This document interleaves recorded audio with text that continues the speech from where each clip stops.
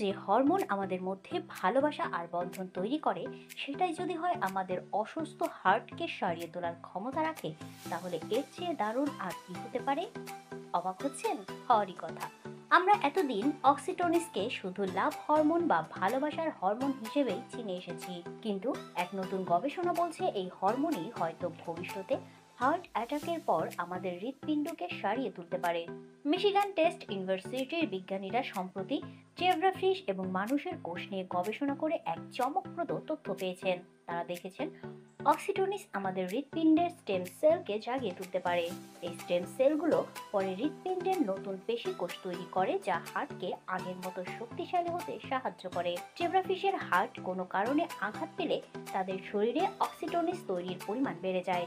এই অতিরিক্ত অক্সিটোনিসই তাদের হার্টের ক্ষত দ্রুত সারিয়ে তোলে।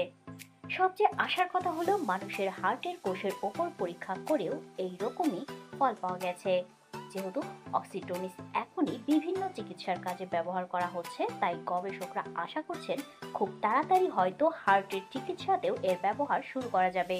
তারা এখন মানুষের ওপর এর কার্যকারিতা পরীক্ষা করার এবং আরো উন্নত অক্সিটোনিস তৈরির চেষ্টা করছেন।